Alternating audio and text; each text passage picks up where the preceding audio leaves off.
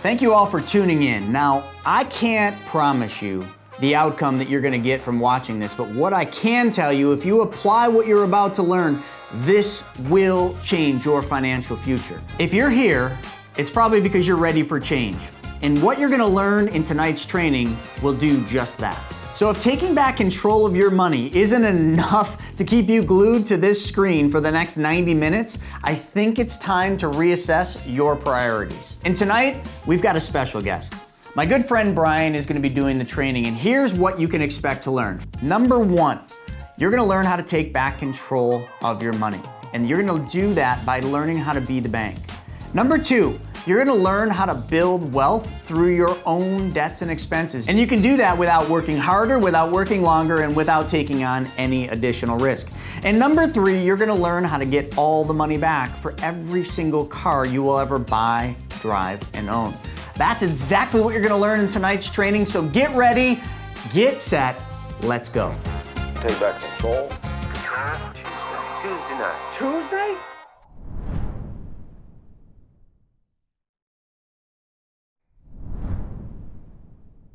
All right. Hey, everybody. Brian Fouch here with the Money Multiplier. Welcome, welcome. There is things in life that we all want to control. So I'm going to ask you a question. And I do ask questions, by the way, as I go through this presentation. So what are three things in life that you think that you would want to control? Okay. So think about that. What in life do you want to control? Now, there's lots of things, of course, in life that we do want to control, but there's three kind of main things that through my own journey and working with other people that are things that I recommend focusing on. But anybody want to give me one of those things you think inside there? So Joyce, of course, time. Time is one of those things. Now, why time though? Well, it's that one resource that we all have that is limited.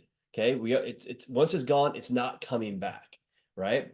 So Rocio said right there, money, absolutely. So actually, money is one of the first ones that most people think about. Tests, of course, finances, health is a big one too, and time. Now, why money? Well, guess what money allows you to do? To do things such as control time. So a lot of people say, hey, I want to control time. But if you really think about it, what allows you to control time? When you control money. So if you control money, it makes it easier to control time because we're constantly trading time for what? For money, right? And by the way, that's how I got my start in life. And I'll go through my own background here in a little bit, but most of us are trading time for money, and that's what we're taught to do. So when you control money, when you can control it, all of a sudden you can control time. Now, for me, which one's more important, money or time? For me, it's time. I'll just be straight honest with everybody here. I'm very open. I want to control my time almost more than I do money, but I do control money so that I can control time. Now, it's interesting. I'll share kind of a funny thing. And so some of you on here have experienced this. I've done this presentation dozens and dozens of times, but it doesn't seem like it's ever in the same spot. Now, I'm in my office right now, but at home, but I've done it from an RV. I've done it from the middle of the forest while camping because I control time. So that's one of my biggest things. But there's one other thing that you want to control before time and money, because if you don't control this one thing, it's going to be extremely hard to control time and money. And that last thing is your mindset. It's your money mindset, or the way that you think, because as we all go through life, we are programmed subconsciously to think certain ways about certain things. Money and time are one of the big ones. And so during this presentation, what I'm going to request for you to do is to keep an open mind, because we're going to be talking about a different way of thinking about money. So control your mind. That can allow you to control money and control your time. So three big things that when you control those things, you can 100% change your life.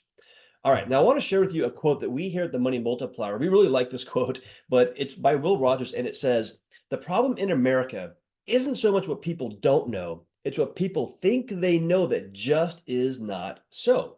Why do I say that? Well, because we maybe have been taught something about money and how it works that just is not true. So once again, I'm going to repeat myself a few times here, keep an open mind.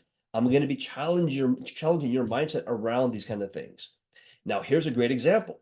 So what I want you to think about this scenario for a second. Think about having 100 18-year-old kids in a room, and you ask every single one of these 100 18-year-olds, where are they going to be at retirement age? Do you think they're going to say, I'm going to be broke? Of course not, right? They're going to say, I'm going to be wildly successful. I'm going to be a millionaire, a billionaire. I'm going to be very happy, very successful.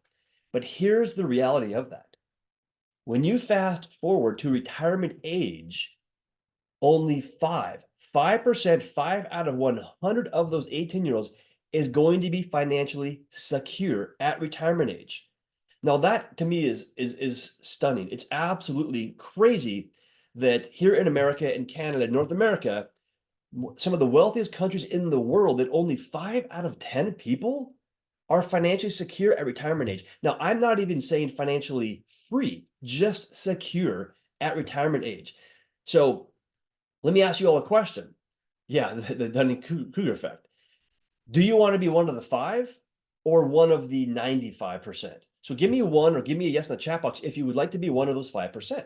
Because if you're here on this call, I'm assuming you want to be one of those 5% or one of those 5 people, right? So give me that one, give that one in the chat box. I want you guys are listening. So because that's why we're here. And by the way, this stat or statistic is not something I pulled out of thin air. It actually comes from the Social Security Administration, right?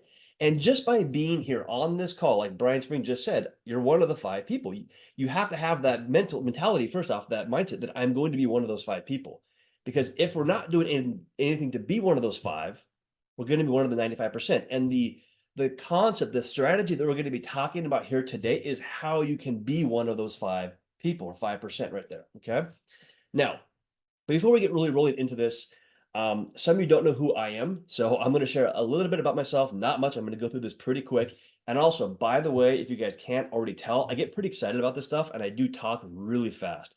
So I'm trying to slow myself down a little bit, but just keep that in mind. I do tend to talk pretty fast because I get so excited about this stuff. All right.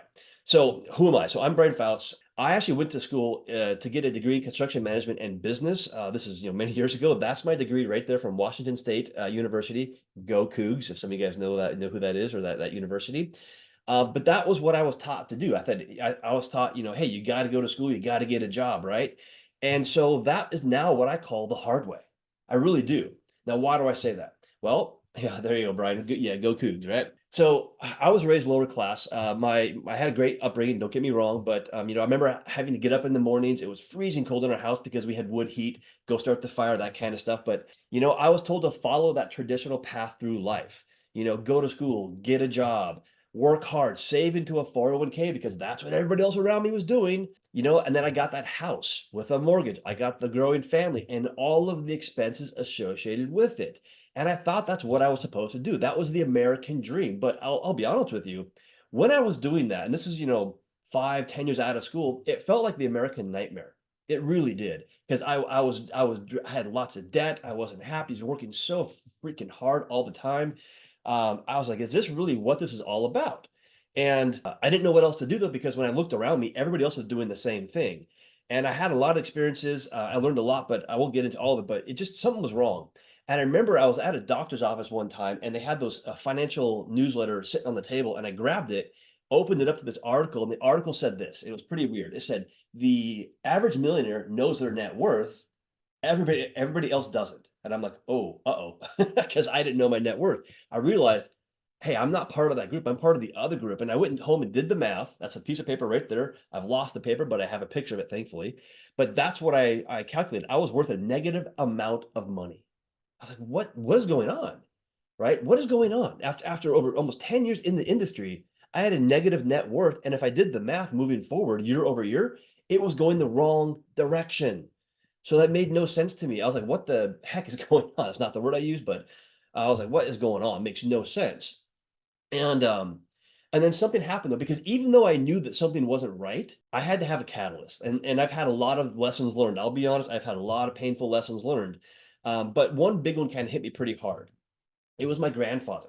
So we all have those people we look up to. And my grandfather was that he was a coach at the local high school. And so he taught my dad, he taught my older brother, didn't teach me, but he was a coach. And everybody loved him. And he worked hard. He worked into his late 60s or mid 60s for retirement.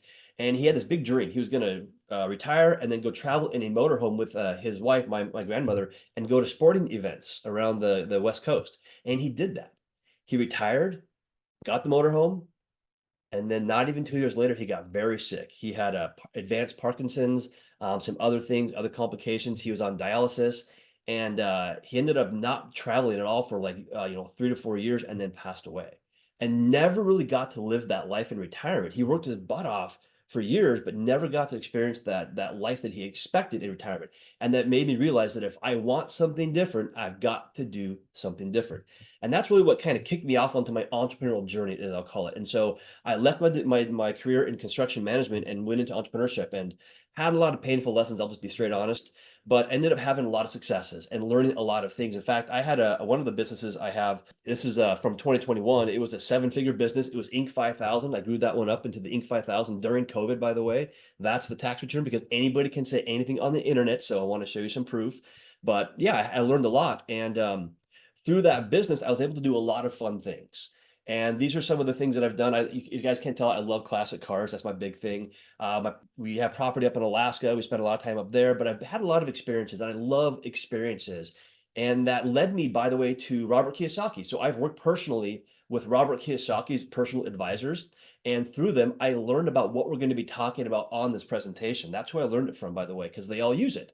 But that led me to actually teaching this concept, talking about it on stages in front of a high-level mastermind group. That's a mastermind right there that I'm a member of, or I was a member of, teaching to other people. And that, and I've helped, lots of people, over 1,000 people learn how to do this. And so, but here's the thing. I want you to understand one thing about this concept, what we're going to be talking about here today, because I've used this, we all use this at the Money Multiplier, and we help other people do it. But it's not a new concept. This is not something, some new thing. It's been around for a long time, and several hundred years, by the way.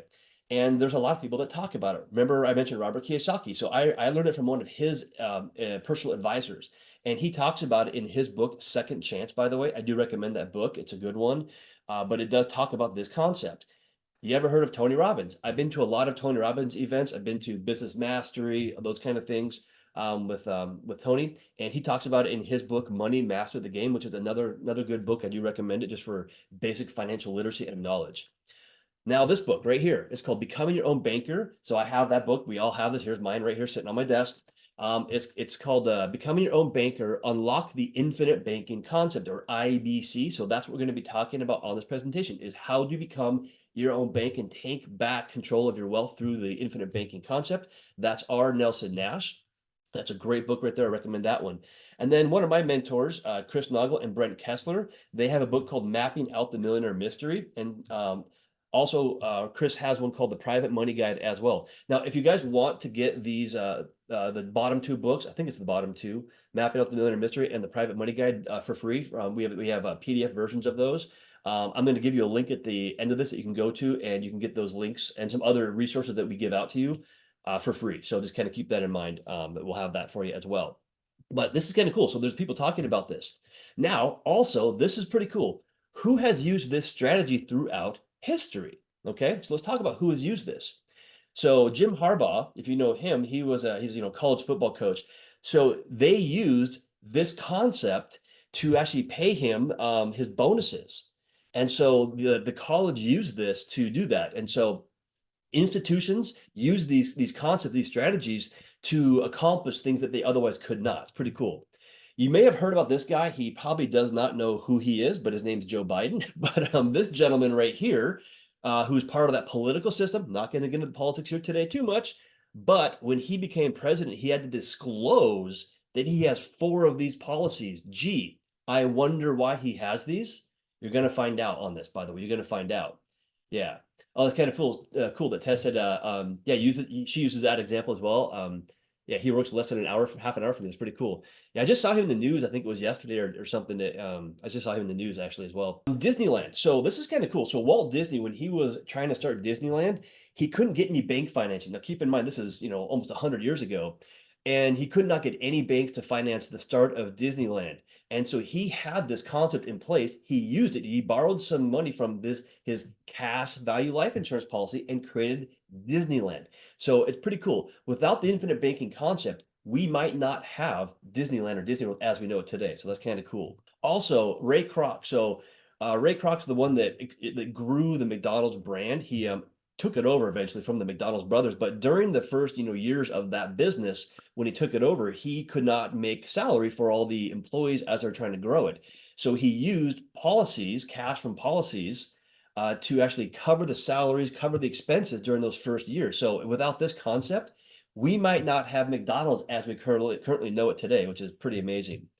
The Pampered Chef, she used some money from one of her policies to start the Pampered Chef, which of course Warren Buffett got it for, I think it was $1.5 billion. So pretty good return on your money right there. And then of course, lots of wealthy families throughout history have used this. So the JPs, the Morgans, the Chases, Vanderbilts, Rockefellers, lots of wealthy families, politicians, by the way, but now you as well. Okay, so that's who has used this. Now let's kind of talk about this really quickly. Who or what this will do for you. What will this do for you? Now, here are some things infinite banking can do. One, it creates guaranteed, tax-free, by the way, generational wealth day one, not year 30, not year 6. It does it day one. Day one.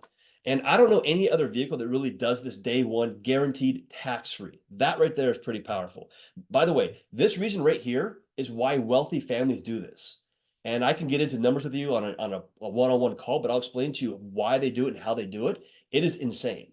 So if you ever think why wealthy families get wealthier every generation, and it seems kind of like, how are they doing that? This is one of the ways. And by the way, you can do it too. It allows your money to grow uninterrupted, compounded for the rest of your life with guarantees. Once again, I love that word, guarantees. So think about something like a 401k or the markets, things like that. Your money grows, they call it compounded, but it's interrupted compounding because when the markets go down, it goes the other direction. So it's interrupted compound interest. This is uninterrupted, meaning that no matter what, it's always going to grow in the upward direction as you're also using this. So very powerful. Okay. It takes control of your money away from the big banks, Wall Street, and puts that control into your hand. So one of the core beliefs around infinite banking is gaining back control of your money away from the system that is currently actually destroying the wealth, destroying the dollar and the value of your money. So this puts the control into your hands, which if you're in control of your money, are you going to be able to make more money with it? Of course, right?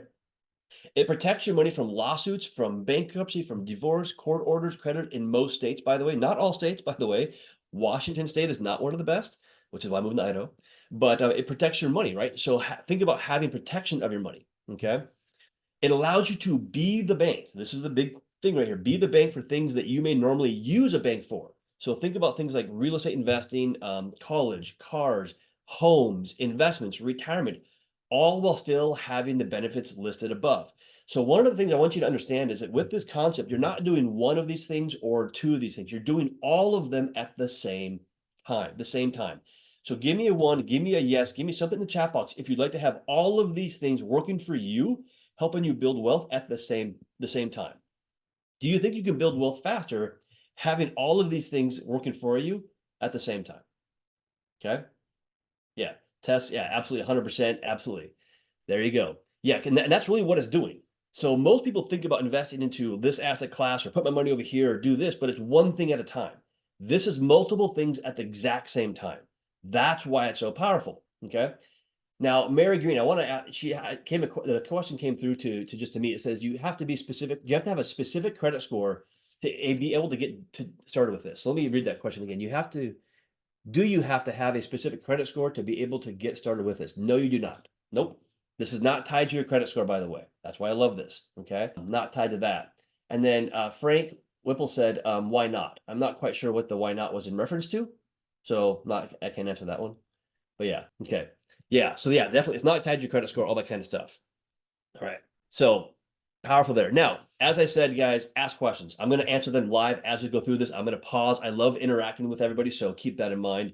So definitely ask questions if you want. If you have a question that you want to ask, put it in the question box if you want to, or the Q&A box or the comment box. It's up to you. But I'll go ahead and answer these as we go. Now, yeah, the rich use this. Yeah, definitely. Yeah. And I think I'm not quite sure what you said, why not, Frank, but yeah, the wealthy use this because it protects their money. It's private. It grows guaranteed, all those kind of things, tax-free, by the way. So that's why the wealthy do this. But, for a long time, they had access to the advisors, by the way, that would do this. And not a lot of other advisors could do this. But today it's a lot different. The average person can get exposed to this, and then groups like us can help you do this concept. So that's what's changed quite a bit over in the last mainly like 20 to 30 years. Yeah. The first step, Mary, by the way, is learning through this presentation. And then she's asking, what's the first step to doing this is what she's asking for everybody else. It's watching this presentation. It's learning how this works. It's changing the mindset. And then the next step is just hop on a call with me. That's it, and I'll have a link here in a little bit. There's nothing to buy, by the way, on this presentation. It's just a link if you want to hop on a call and just, ask questions and go through the concept. All right. Now, I want to share with you something. Now, this is kind of the mindset side of it. Like I mentioned at the very beginning, what's one thing we want to control? Mindset. Now, this is called the backwards bicycle, and it's a great analogy. And so when we're kids, what do we learn, to do? Oftentimes is ride a bike, and we learn that pretty quick, right? And when if you don't ride a bicycle for like 5 years, you hop on, it's pretty easy to pick it up, again. You get on, you pedal, you go forward, etc. But here's a different concept. It's called the backwards bicycle, and it's a real thing, by the way. You can go Google it and watch it on YouTube after the call, of course. But it's hilarious. On this backwards bicycle, if you turn the handlebars to the left, the tire goes to the right. If you turn it to the right, it goes to the left. And so on the video, this guy hops on the bike and tries to ride it, but he immediately falls over because he doesn't know how to ride the backwards bicycle, and it takes him quite a bit of time to learn how to ride the backwards bicycle. But once he's trained his mind and his body to ride the backwards bicycle, he can ride it just fine. It's a little funny to watch. But here's the funny thing. What happens when he gets back onto a regular bicycle? He can't ride the regular bicycle anymore because he's reprogrammed the way he thinks about riding a bicycle. So now he can't ride a regular one. So infinite banking is the same when it comes to money. We think a certain way about money, how money works. But guess what? A lot of times it is not correct. We've been programmed by the powers that be to think a certain way about money that makes everybody else wealthy. Now, when you understand how infinite banking, how money really works, it's like learning to ride the backwards bicycle. Once you learn how money works and learn how to ride the backwards bicycle, it's very hard to go back to the old way of thinking. So once again, keep an open mind. Yeah, Tess said it right there. You watched it again recently. I haven't watched it in a while, but it took him like 6 weeks to ride the bicycle, the backwards bicycle, right?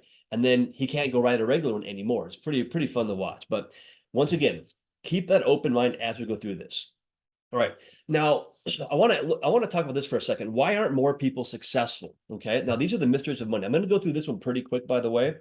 So what are the wealth killers? So it's taxes. So things like taxes. I don't mind paying taxes, but I'm a lot happier paying less, by the way, right? It's inflation.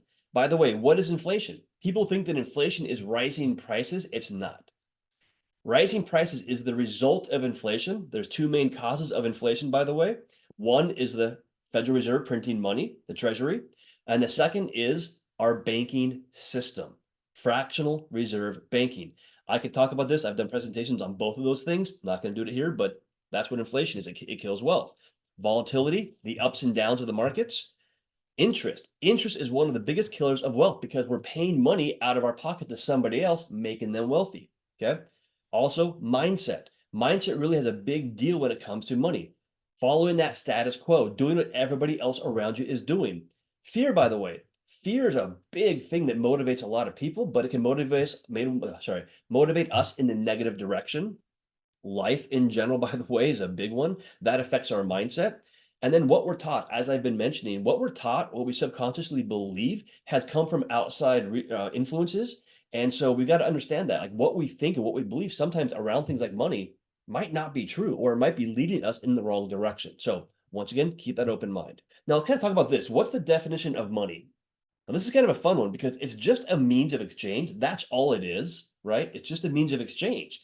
It could be seashells, it could be dollar bills. It's just whatever we or the government, by the way, gives value to that, right? It's just a means of exchange. Okay. Now think about this. What company uses compound interest? Oftentimes people will say that, well, a bank uses compound interest. No, they really don't they don't do that. No, they charge you interest, but they don't use it themselves per se. Because if you write your name on like a $1, $10, $20 bill and give it to the bank teller, do they put it in a box with your name on it? No, they don't. They put that money into circulation to make more money. Okay. Are your dollars worth more today or in the future? So think of a dollar bill. If you have a dollar bill right now, right? How many candy bars could you buy 20 years ago with that dollar bill versus today? Well, the answer is you could have bought maybe one or two then. Today, it's very hard to even buy one candy bar with a dollar bill, right? Because guess what? The dollar has lost its value. Think about this. Do taxes go up or down? Well, they typically go up, right? I'd love to say they're going to go down, but I don't think that's going to be happening with what we see right now going on. Now, here's the thing. So let me ask you another question. So let's say you have some money, right? Or let's say you're a farmer. Yeah, let's say you're a farmer and you're going to go plant some seed, okay? Would you rather pay taxes on the seed that you're planting or on the harvest that you're reaping down the road? So once again, do you want to pay taxes on the seed or the harvest? Which means you paid on the seeds today, then you plant the seeds, or you plant the seed, harvest it, and pay taxes on the harvest. Okay? The seed, right? Yeah, there you go. Patrick, correct. You want to pay it on the seed.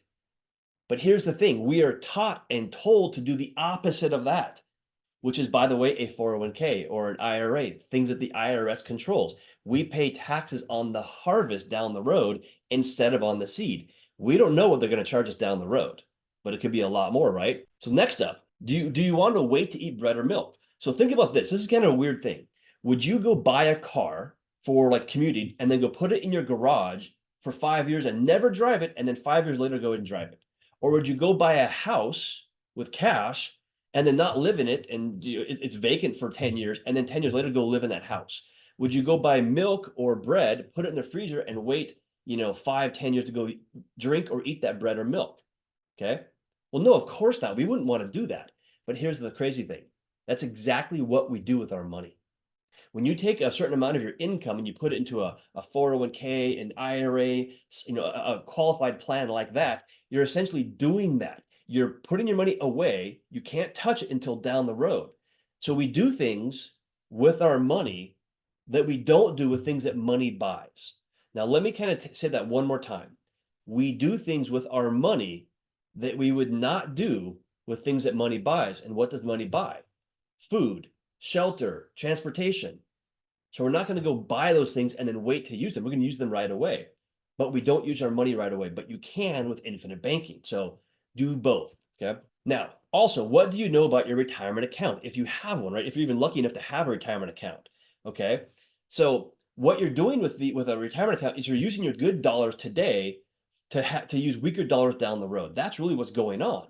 Because think of like a 401k. Who makes money off that? Now, hopefully you do, but the IRS is, they're going to make money down the road. But Wall Street is making money off of your money today. You're not getting any benefit today from it, but they are, by charging fees, all those kinds of things. So it's weird. We give control away to somebody else with the hope that it will be there down the road. But what's the one thing that we talked about at the beginning of the presentation? Control. You want to have control of your money, but yet we're taught to give control away for a promise of potential security down the road. It's kind of a little scary. Okay. Now, here's the thing. I threw kind of a lot of stuff at you guys right now, but once again, I'm kind of challenging the way we're thinking about money, the way we think about the traditional ways that we use our money. Okay. So let's kind of continue. Let's talk about how your money flows. Now, this is a very interesting thing and I never really thought about this until I understood how this concept works, but how does money flow? So think of it this way. So let's say you're going to go buy a car for $25,000. Okay, it's a $25,000 car. Don't worry about the price, by the way. Most cars are probably 50 to 75 now, but we're going to go buy a car for $25,000. Now, let's just happen to say that we've got $25,000 of cash sitting in our local bank or credit union earning 4%. Okay, so you're going to go to that bank and you're going to say, I'm going to go to the bank and I'm going to pull that $25,000 out from the bank as cash. And I'm going to go buy the car. But let's say you go to do that. And the bank says, Mr. Banker says, hey, stop, wait a second. Before you do that, I want to give you an offer. What if instead of you taking the money out of the bank, what if I give you a loan for $25,000 with your cash as the collateral? So you don't lose the 4%. I'll give you a loan of $25,000 at 6% over 60 months. That's 5 years, by the way. Okay. So once again, you're going to leave your money in the bank. That's going to be your collateral for the loan of $25,000 at 6%. So you're earning 4% on your money in the bank and you're paying 6% over 60 months. Okay. So now, is this possible? Yes, it is, by the way. But here's what I want you to think about. Your monthly payments on the car loan is going to be $483 per month. Okay. Now, what's the future value of that? The future value of that loan payback is $28,999. So the question I want you to think about is, can I make money paying 6% while earning 4%? Okay. A lot of people would say, well, that's a negative spread. Okay. 6% versus 4%, that's a negative 2%. But here's the deal. The future value of your money in the bank earning 4% is $30,525. You've actually made $1,526 paying 6% while earning 4%. Okay? In this scenario, who's in charge of this? Well, the bank is in charge of all this because the bank owns the loan for you on the car, right? They also have control of your money in the bank as well. So the bank's in control of both of the transactions, but you just made money. So why is that? Now, a lot of people are saying, well, that makes no sense. The reason why is because the 4% is earning 4% on a growing balance every year or every month, while the 6% loan is being charged on a smaller decreasing balance every month. It's just math. Okay.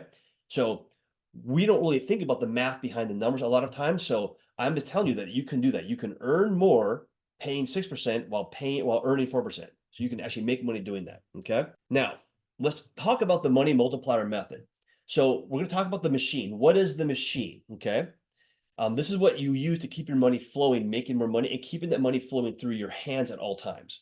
The next we're going to talk about is the marathon, because this is not a sprint, it is a marathon. Okay, we're going to talk about that. It takes some years to get this thing going. Then we're going to talk about everybody's favorite topic, which is the millionaire. How do you use this concept to build wealth? Okay.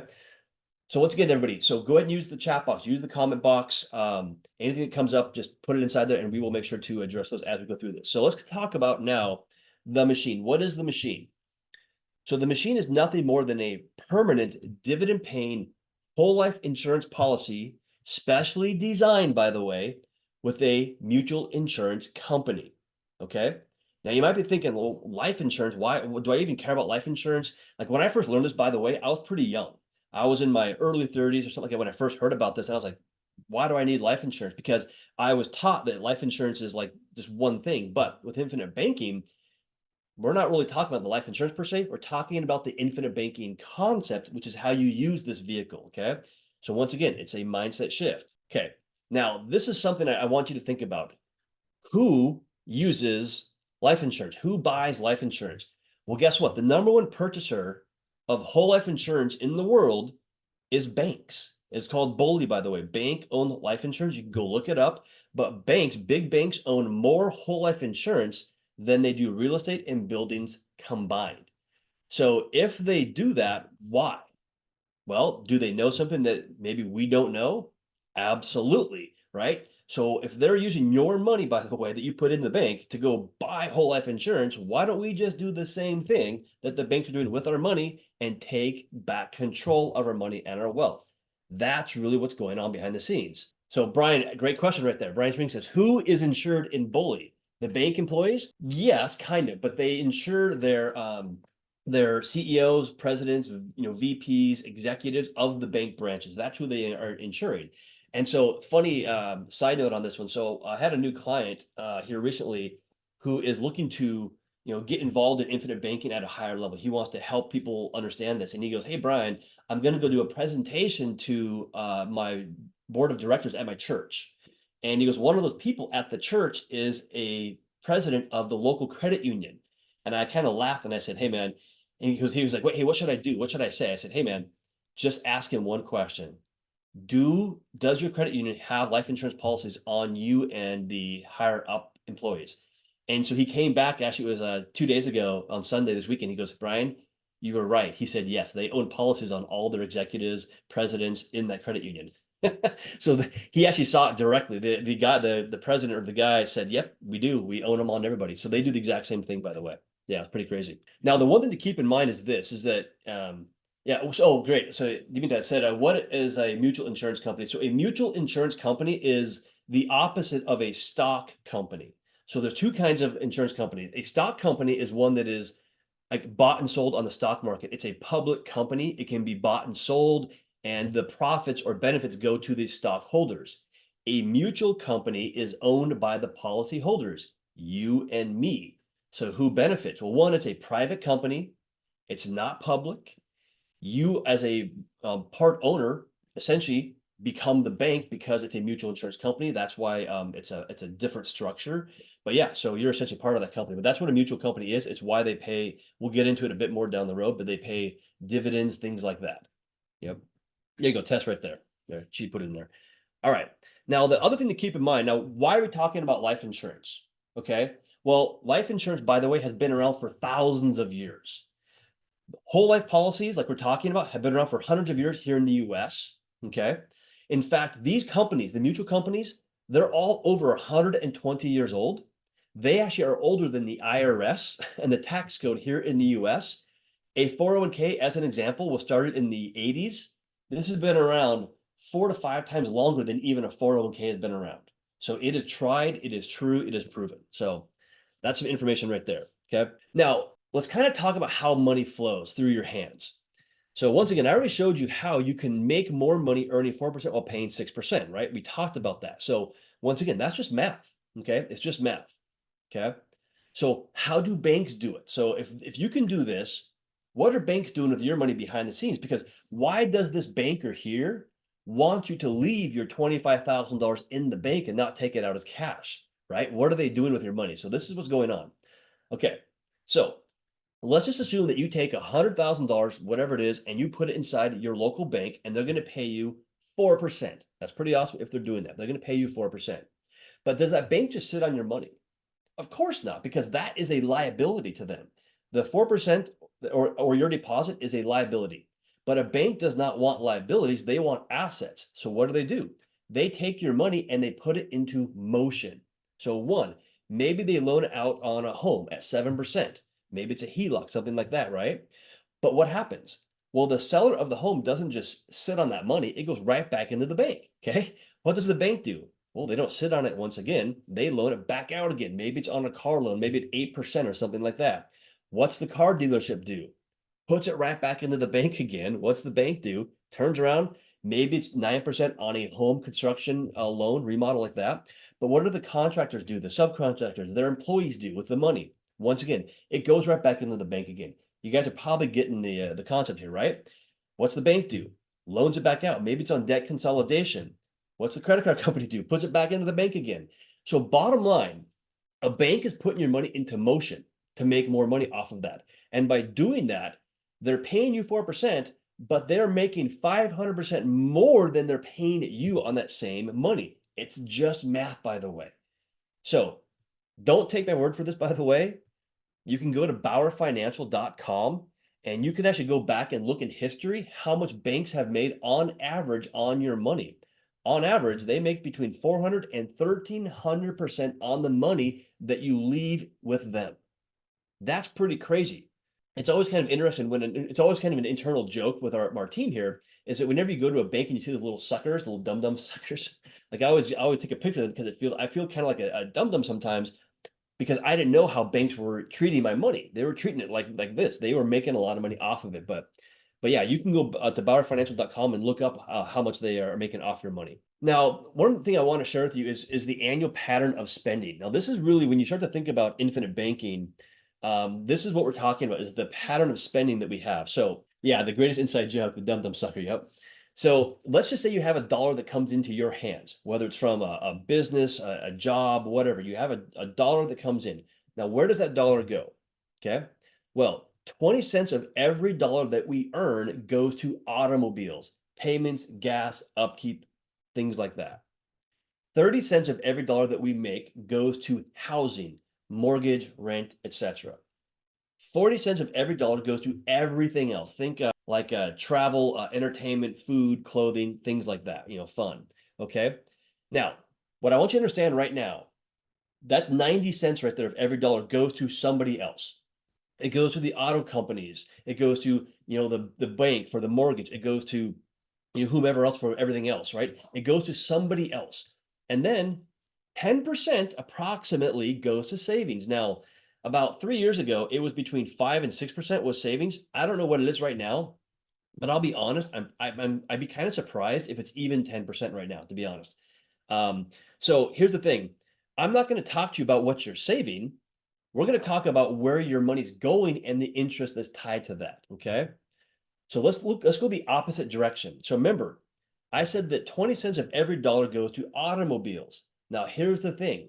Of that 20 cents, 5 cents is interest. So let's just assume that we take that 5 cents, we put it back into savings. Okay. Now that savings grew. On housing, we said 30 cents of every dollar goes to housing, but 25 cents of that 30 cents is interest. That's called an amortized loan, by the way. That's a mortgage. So let's assume that we can recapture that 25 cents and put it back into savings. Now our savings is growing.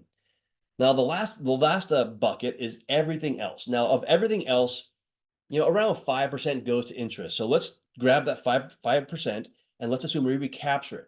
So what you can see right here is that when you can control your money, control interest, be on both sides of the equation, you can change the amount you're saving. Okay. Now, do you think you can build wealth faster when you have more money to work with? Absolutely, right? So that's how infinite banking can do this. So let's look at a couple of real life examples of how this can work. So I'm going to use a car as an example here. Now, why cars? Well, because most of us have purchased a car with either cash or with a loan before. And now, granted, we're looking at a classic car. That's a '67 Mustang right there.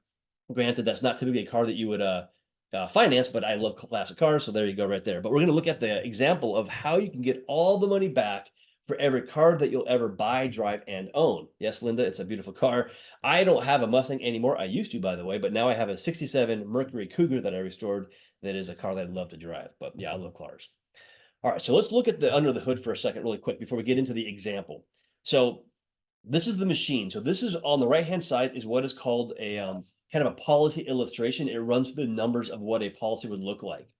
Now, once again, when people think of of insurance, when we use that dirty word insurance, they think, oh, I've got to have it's an expense. I've got this payment I've got to make every month. Well, I'm going to change the script a bit. So when we look at the premiums, we're going to call them premium deposits because we're depositing money into our policy and then we can use it. So a payment or an expense typically is something that once you pay it, it's out of your hands, out of your control. It no longer is providing you benefits. In this scenario, it's different. We're going to call it a deposit because when you deposit it, you still have control of it. You can still use it and leverage it and borrow it and put that money to work for you. So premium deposit. Age. When we think of life insurance, we think, oh, okay, I'm too old or I can't do this or whatever.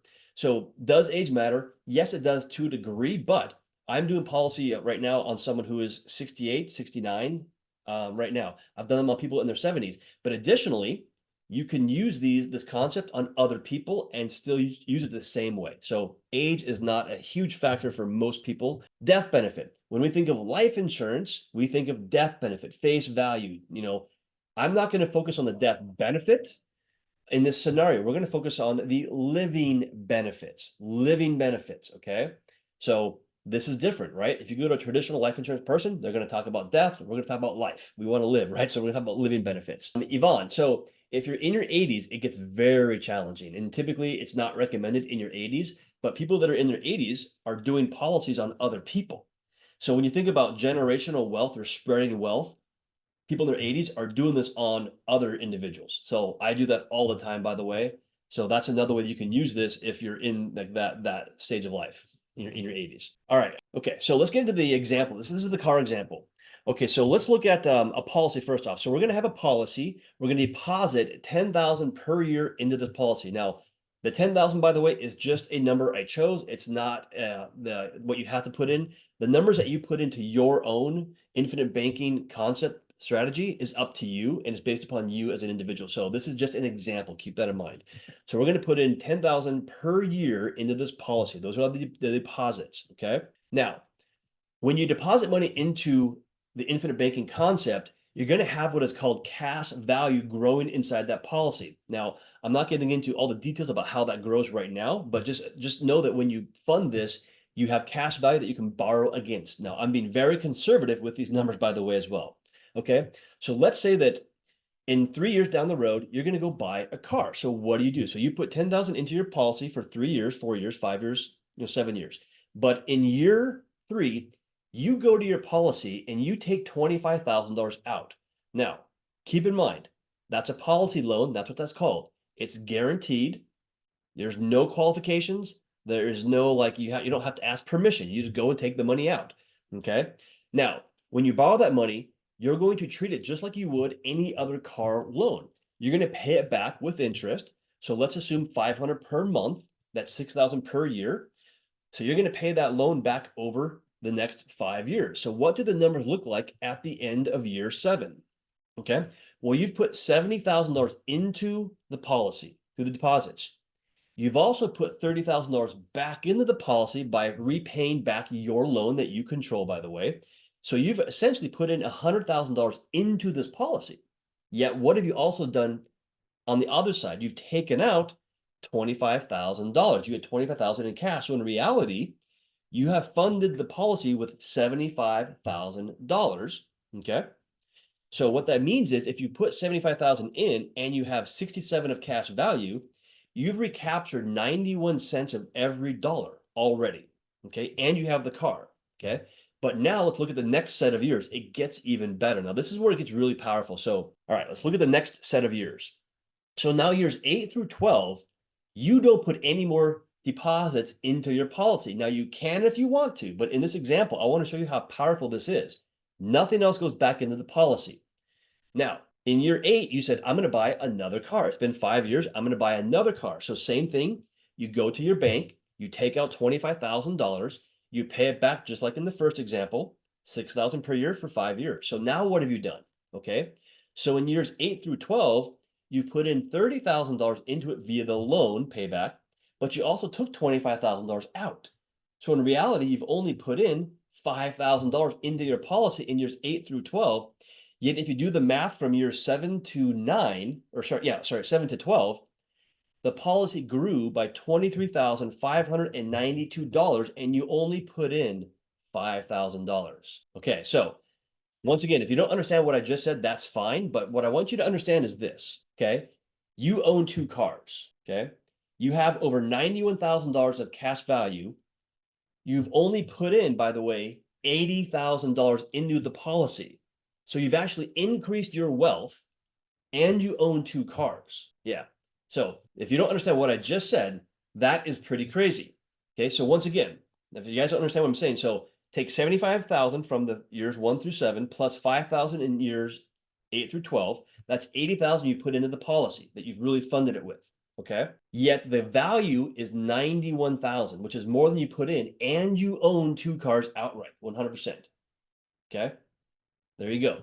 So that is how this can work. So you've actually built your wealth, you've grown your wealth, and you've bought and paid for 2 cars outright. So that's an example of when you're in control of both sides of the equation, the borrowing and the lending. By being your own bank, you can build wealth and do things that otherwise you can't do.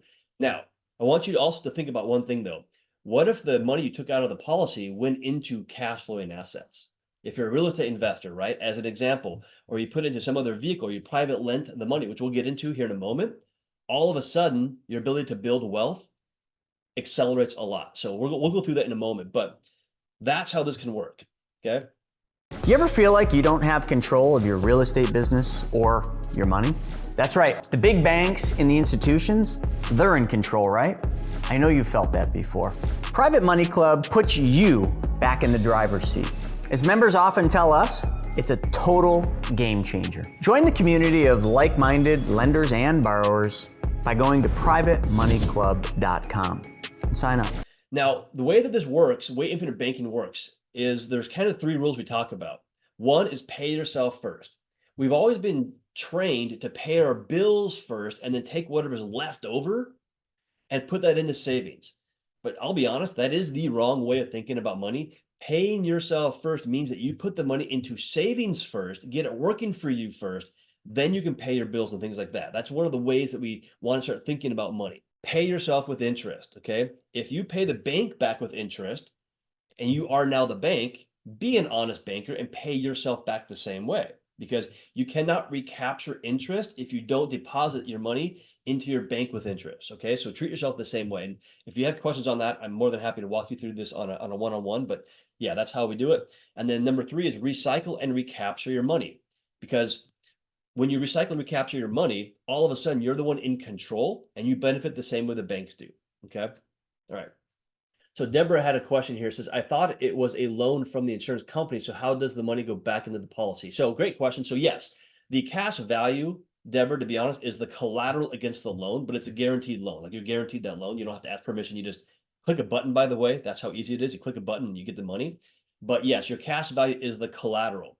Okay. And then when you pay the loan back, the amount of cash value that's you can borrow again increases. So, but yeah, I hope that makes sense. Yeah. All right. So now this works for a car, like I just showed you. Now, what would it look like for something else? So I'm going to go through next one of the most common things that people use infinite banking for at the beginning. Okay.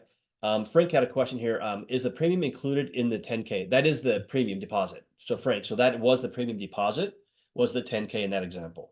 All right. So one of the most common things that people use infinite banking for is debts, paying back debts or recapturing debts. Because debts are, by the way, I'll be honest, is one of those things that we are, I guess I'd say, subconsciously programmed to constantly use to maintain our lifestyle. And what that's really doing is keeping us in debt, keeping us flowing money out of our hands into other people's hands, such as banks, credit card companies, lenders, etc. And when we do that, it's that perpetual debt cycle. It just kills wealth. And I have a lot of clients, and maybe somebody on this call can relate, that you're in your 50s, get into your 60s, and you realize that I have all this debt. How can I, transition into maybe retirement or whatever it is when I have all these debts here? Or maybe you're, like me, you're in your 40s and you're thinking, why do I have all this debt? I'd rather not be paying this money out to these debt companies. I'd rather have it go back to me or go back to building wealth. Okay. So infinite banking can really help do that and accelerate that process. It's one of the most common things that we do. And I have some things I'll show you here in a moment about how we help you do that. But let's go through an example of what this would look like for someone who has some debt. So in this example here, this is a doctor, 45 years old, has 9 third-party debts. Okay. They are $478,000 in debt. That's quite a bit of debt right there, right? You can see it right there. Credit cards, private loan, car loans, boat loan. I think the West Marine, I think, is a boat loan. Then they have some mortgages on a condo and a house, okay? The total monthly payments this person is paying is $5,777 per month, or $69,000 per year. Now, keep in mind, this is just this one example, okay? It's going to be different for everybody else. Now, if this person, though, paid back these debts as scheduled, it would be 19 years. 19 years. Now, this is this felt like it was me at one point in time, by the way, but yeah, it would take them 19 years to pay all of this stuff back, and the amount they would pay is staggering, okay? Now, this client said, okay, I want to do a policy. So let's go ahead and fund a policy with $25,000 per year premium deposits. Now, keep in mind, this is a doctor. This is just their scenario, okay? So they're going to take $25,000 that maybe was going towards, a 401k, maybe it's going towards savings or a qualified plan, okay? So they're going to take $25,000 and now put it towards infinite banking, okay? So what's this look like? So here's how it works. So total debts, right, are the $497,000. Now they're going to deposit $25,000 into their policy, okay?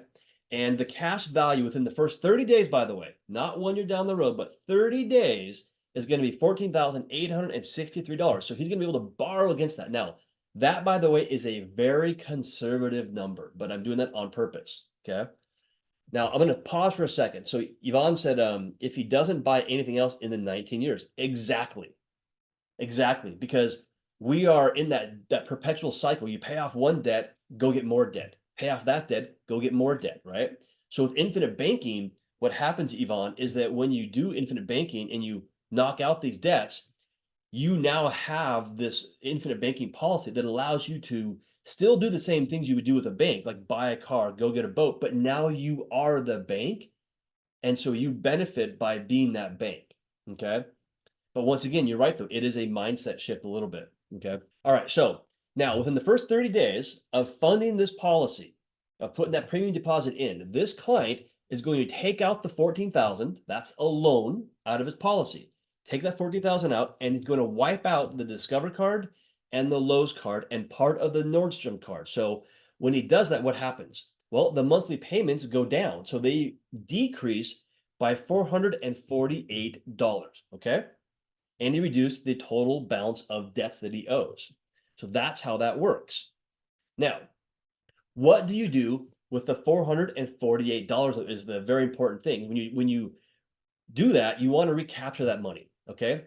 So you take that $448 and you put that back into your policy loan or into a separate account, okay? Keep the flow of money the same, right? So the next year, what happens in 12 months down the road? You do your second deposit, year 2, right, into the policy, the premium deposit. Now the cash value goes up by $16,571, okay? Okay. Now, additionally, the payments of $448 back into your policy loan have freed up the cash value by $5,374. So the amount of cash value that you have in your policy now is $21,945. So you can borrow that back out. That's exactly what this client did. Okay. They borrowed $21,000 and change, paid off Nordstrom's, Wells Fargo, the private loan, and part of the BMW. So now their total balance of debts went down to $378,000, and the total monthly payments have now decreased by $1,917. Okay, so what do we do? Same thing. And Quita, I see your question. I'll answer that in just a second. Okay, now in year 3, same thing happens. Deposit of $25,000 into the policy. The cash value jumps up by $25,541. And the payments of $1,917 back into your policy have increased the cash value also by $23,000 and change. So now the total cash value available inside the policy or inside your account is $48,545, okay? So we're gonna do the same thing. We're gonna borrow that out, wipe out the BMW, wipe out West Marine, probably a boat, something like that, and a portion of the condo. Your balance has gone down to $283,000. And the monthly payment has dropped by $3,677, okay? So this is only in year 3, by the way. All right, now Quita said this, what do you do when you have no savings? Get a part-time job to fund the account? So it's just cash flow. So if you don't have savings, you can fund it on a monthly basis if you want. So take a portion of your cash flow, put it towards the policy, that kind of stuff. You don't have to do like the large deposits all at one time. You can always spread it out over 12 months. So you can fund the account multiple ways. We'll get into some more of those details here in a little bit, but good question there. All right. So now before we go to year 4, I want to make sure we understand the marathon here, okay? So what have we done so far with this example? We've put in $25,000 times 3 years. That's $75,000. But we've also taken out $55,000 via the loan provision. So the question becomes, how much is left in the policy? So how much in the policy, earning dividends, growing, compounded, uninterrupted for you, by the way. So this is what I didn't mention. So even though this person has borrowed $55,000 from this thing, keep in mind they're earning dividends, okay? So a lot of people will say, well, it's $20,000, right? No, you still have $75,000 in your policy earning you dividends, even though you've borrowed $55,000. So yeah, Stacy, so it's actually, it's not just the cash value, it's the total amount you put in. So which is the cash value is a part of that, okay?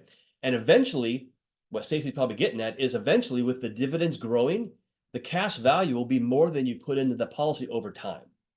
So that's where these policies get just incredible. They get just amazing over time when they start to compound, and you can borrow more than you've even put into this whole thing.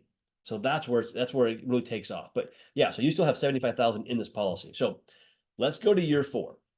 Okay, in year 4, same thing happens, okay? We do another 25,000 in, cash value jumps up by $26,304. We've been taking $3,677 and putting that back into a separate account or back into the policy. So now you have $44,000 there. So the total cash that you can leverage right now in year 4 is $70,439. So what do you do in year 4? Well, same thing. We wipe out the condo. The balance drops down. Now, here's what's different on this one. Okay, so pay attention here. So the monthly payment doesn't change. Why doesn't the monthly payment change? Because the condo and the house are amortized loans. Amortized loans, what that means is that when you pay the balance down, the payments don't change. Okay, so you decrease the balance, but not the premium or the payments. Okay, so month 5. Now month 5, same thing happens. 25 goes in, cash value jumps up by $27,090. The payments back to yourself are the same. That's 44,000 and change. Total cash is $71,225. So same thing happens, but in this case, you wipe out the condo, so that goes away. Now all you've got left is the home mortgage, and the monthly payments have dropped down by $4,556. So the only payment you have left is the $1,221, which is the house mortgage. Okay, by the way. So now in year 6, we're going to do something a bit different. In year 6, this person has said, "Hey, Brian, I love this. This is amazing, but I want to do more. I want to do a second policy." So they open up a second policy per se. So now what they do, this is an optional thing, by the way. The first policy, they drop the premium deposit from $25,000 down to $10,000. Okay. And the second policy is funded with $25,000. Okay. So you can see the cash values there. So even though they put in $10,000 into the first policy, it grew by $13,092. So if you didn't catch what I just said right there, it's pretty powerful. They put in $10,000, but the cash value, the amount they can borrow against, went up by more than 10,000, went up by 13,000.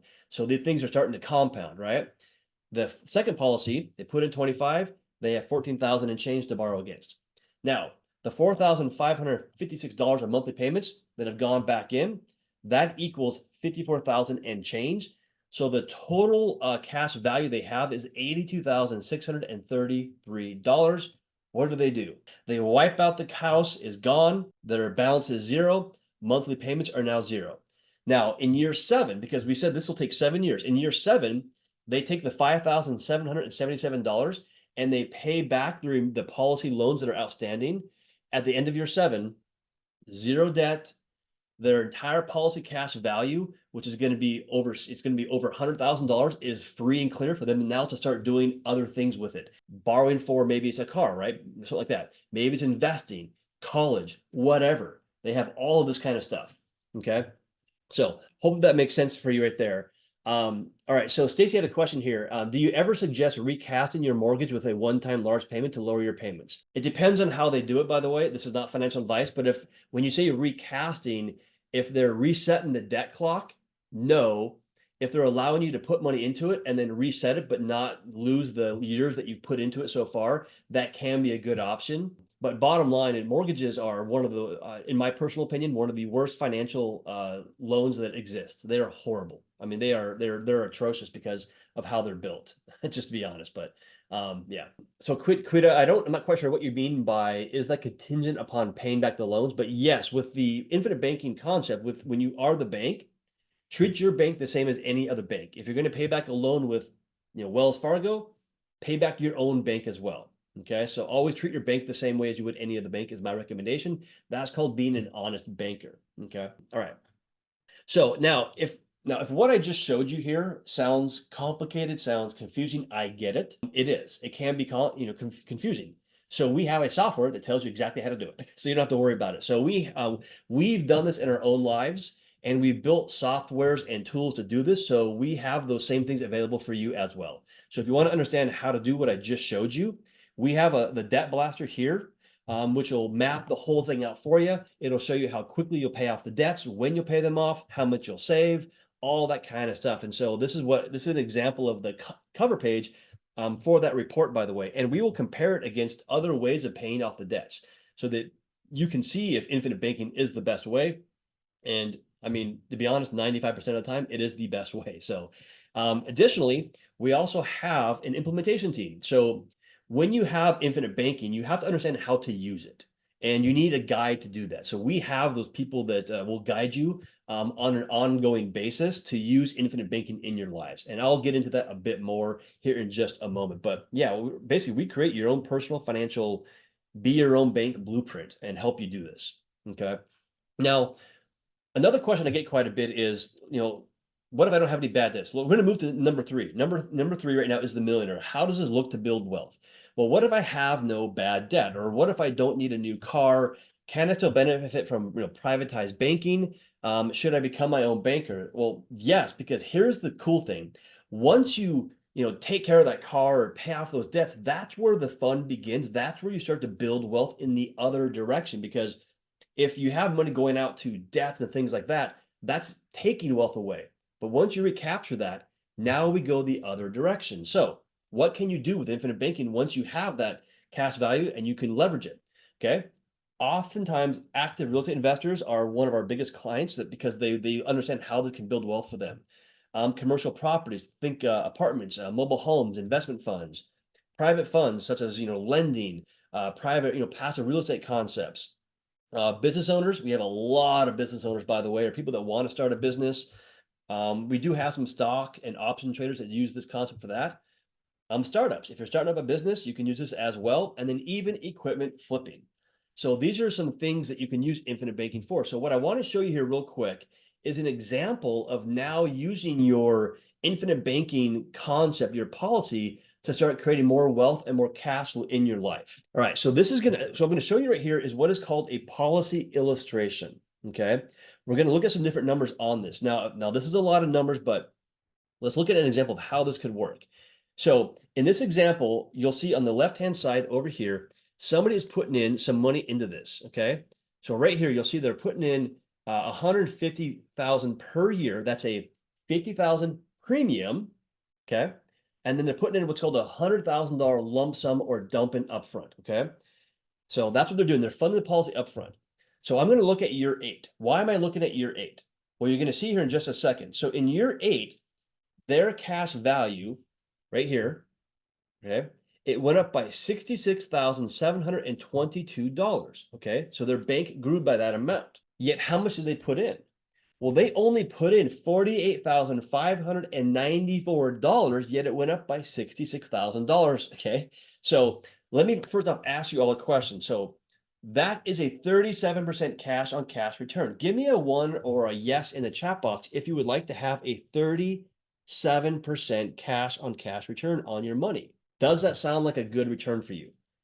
Once again, put a 1, put a yes in that chat box. Tess likes it. Brian likes it. Yep, Deborah. Yeah, exactly. So that's a phenomenal cash on cash return. Linda says yes. That is a great return. But guess what? Would you like it to be even higher? Absolutely. I'd love for it to be higher. So what's that look like?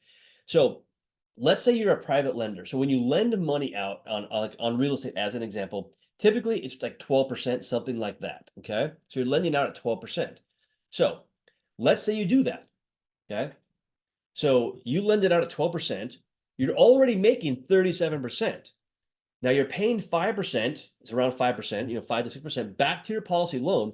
So the return is now 44%. It went from 37 up to 44%. That's pretty freaking cool right there. I like that number, by the way. So here's the deal. We did nothing, by the way, nothing different. It's where your money went first. It went first through the policy. Now, yes, am I looking at 8 years down the road?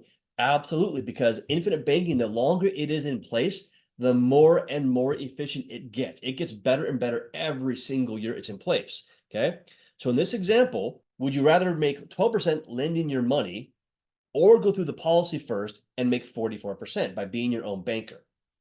Obviously, 44% sounds pretty freaking cool, but that's where this can really work. So we've had clients that have been lending money for years, making 12%. Then they see this and realize that they could have done infinite banking and been making even more money on their money if they had done this first. And they're kind of like, holy cow, really? And so we have a lot of clients that are doing the private lending now because they understand how powerful this can be. But that's just an example of how it can work right there. Okay. Now I want to show really quickly the power of uninterrupted compound interest. Okay. So now you'll see over here, this is year 2, year 5, year 10, 15, 20, all up to year 30. Okay. In this example, this person is putting in a $50,000 lump sum. So you can put in what's called a dump in or a lump sum upfront to capitalize the account with a larger amount of money upfront. Okay. It makes it more efficient. Okay. And then they're going to put in $5,895 per year or per month, however they want to do it. And then at day 1 or year 30, I think it is on this one, Cash value is 51,000 day one. But here's the thing. In year two, their cash on cash return is 21% and the access to capital is 121%. In year 10, the cash on cash is 54%. In year 10, the access to capital is 154%. In year 20, it's 191% cash on cash return, which means that you're putting in money and getting significantly more out of the policy than you put in. In fact, this person put in 5,500 in year 20 and got $16,000 of growth out of the policy. And their access to capital is 291%. So if you don't understand those percentages, just understand that that is insane. That those percentages are very high. They're not common in most vehicles, okay? And then I'm not even going to show you, you're talking about year 30 too much because it's over 300% and over 400% right there. So huge numbers, but I just want to illustrate the power of compound interest, but more importantly, uninterrupted compound interest. That's what makes this so cool. All right. So Ford Sam asked a question here privately. He said, what kind of policy is this? IULs or contract account? So I'm not quite sure what that means, but these are whole life policies, not IULs. I'll talk about IULs in just a moment briefly. But these are dividend paying permanent whole life insurance companies, specially designed with a mutual company. So that's what they are. And then Nora said, because it's a life insurance policy, will there be a medical exam? Yes, depending on the company and your age. If you're in your 20s, 30s, you might not have to do them, by the way. So it just depends on age and what you're looking to do. Here's the question. If you want to become a millionaire, how do you eat an elephant, right? It's one bite at a time. How did the man at the top of the mountain get there? Well, he didn't just fall there, by the way. He took that first step to get to the top, right? So that's the thing. We got to understand that this takes some time. You've got to take those first steps, okay? But once you start taking one step at a time, it grows and grows and grows, all right? Stacy, yeah, good question here. Can you buy a policy for a child and be the owner and use the policy as your bank, as the owner? Yes, you can. Absolutely. Very common. Yep. Yeah, and yeah, Tess. Yeah, if you do a second policy, by the way, so most people do more than one policy, and you can have more than one on your body as well, your person. But yeah, I mean, Tess, she has more than one, and yeah, you don't have to do the medical if you do it within a certain period of time, by the way. Yeah, but good questions. Keep the questions coming, by the way. All right, this is kind of an interesting question. Is it possible to owe no man nothing? Well, yeah, I kind of think so. But this machine, though, infinite banking, so it works with, debt, expenses, vacations, homes, everything else, right? So it works for all those kind of things and other things as well. And I'm going to share with you some other examples and some other illustrations, some numbers. So keep that in mind. So I'm going to show you some more stuff. But what I want to show you really quickly, this is kind of an interesting thing. So remember in the example of the doctor that had the debts, what would happen if we continued, I guess we got to fix that spelling, but continued to pay back the homes as promised. So back on the to the banks, okay? So if we did that, I'll do the math really quickly for you. The condo and the house, if you paid them back as scheduled, it would be $493,000 out of your pocket in the bank's hands, okay? And you would own the home and the condo outright. What's it look like, though, if we actually use the infinite banking method? So what if we, instead of doing that, we're paying ourselves back, okay? So let's do it back to our own banking system, okay? Let's assume that our bank was paying us 4%, okay? It's actually more than that, but let's assume 4%. If you did that back to yourself, you'd be paying back into your bank $344,000 on the condo and the house at $405,000. And so you would have inside your policy $749,000 of cash value of wealth, and you would own the condo and the house outright. So by the way, that's a swing of 7 figures just by recapturing that money back into it. Now, you're saying, how's that work? Don't worry about it. Once again, we map that out for you. So this is what's called the gains projector, by the way. It's another piece of software that shows you how to pay back or how to invest into like real estate or things like that to show you really what the returns are going to be. Because a lot of people, if you can't see the math and see the numbers, it might not quite click. It might not make sense. So we actually have software that will show you exactly how to do everything I've been talking about. Okay. Now, on the next page, I'm going to show you, there's a link here. So, because here's a question that I like to ask. It says, now that you know how this concept works, Should everyone do this if you can qualify? Now, keep in mind, not everybody can do this, but I believe that everybody that can should, because when you have control of your money through this concept, you can start to build wealth and start to gain back control in other areas of your life. And so, for me, when I looked at, like my children, my grandchildren, I want to do this for them because that is what the wealthy do, by the way. So by the way, I've been associated with a lot of wealthy individuals, and it's interesting. So their parents or grandparents did this concept, and they tell me, they go, Brian, it's amazing. Like the amount of like benefits I'm getting today, they're in their 40s or 50s, because my grandparents did this, is staggering. The amount of wealth that I can build for myself and my family it's incredible. And so they do it for everybody in their family too, because they've experienced that benefit. So yeah, I mean, I want to do this for, my grandkids, my kids. So that's what I do. But so guys, here's the bottom line. There's nothing to buy here. If you guys want to ask some more questions, if you guys want to have like a one-on-one with me around this, all you've got to do is go to brian.bierbanker.com/TBCT and hop on a call with me. And so I'm going to put that link into the chat box right now. And by the way, on this link, by the way, is the PDFs for the books that I mentioned at the very beginning. So if you guys want those, use this link and you should be able to grab those. So I'm going to put that into the chat box. Also, I'm going to put my personal email address. So if you guys want to reach out to me personally via email, more than happy to do that. There it is right there. Go ahead and email me. Now, I've got quite a few more slides, by the way. There's a lot more things that I want to share with you about infinite banking that will just, continue to layer the benefits on. But if you guys need to hop off, I get it. I know some people have already hopped off, but that's my link right there. So once again, go to brian.beyourownbanker.com/TBCT, and I put the link in the chat box right there. Grab that. And more than happy to hop on a call with you. I'd love to chat about infinite banking. And additionally, I'm going to actually right now, I'm going to free up some additional times on my calendar to make sure that you guys have some time to grab on it. So actually I'm doing that right now. I just realized I have some more time I can free up. So I've just done that right now, freed up some more times on my calendar. So if you guys want to grab some times, go for it. All right. Next up. So I want to share this kind of funny slide here. I like this slide. It just makes me laugh, but which one do you want to be on this one? So we always are trading time for money. We're working for our money. That's what we're taught to do, by the way. And so infinite banking is about the opposite. It's getting your money working for you in control of your money. So that's what's happening right there. Blue dude for sure. Yeah. That's that right there. Absolutely. Yeah. Oh yeah, Deborah. So Deborah said, "Oh, yeah." So she was, the travel nurse is great. Yeah, they are. They're. It's kind of cool. So by the way, so when you guys the medical, if it's required, there's no cost for that kind of stuff, by the way. But it's a mobile nurse that comes out to your location. So yeah, you don't have to travel for it. All right. So let's kind of share some additional things about infinite banking. So okay, we didn't really even talk about the death benefit. I'm going to talk about what that means here in a moment. Okay. Now the loans, we mentioned the loans were taken out of the policy. They don't have to be repaid, but we're going to talk about those. Okay.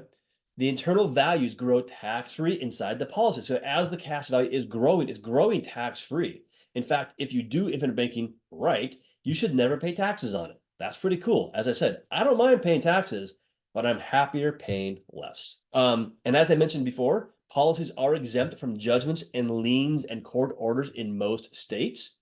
And you can also create tax-free income with this concept. So let's look at what that looks like. Okay. So always increasing generational wealth strategy. That is the death benefit. Now, the death benefit, by the way, is a guaranteed payout tax-free at some point down the road. Hopefully a long ways down the road, right? But it's tax-free. Okay. So that's how that works. If you can see here on this right-hand side of this, the death benefit starts out at $325,000. This person is putting in $20,000 per year, okay?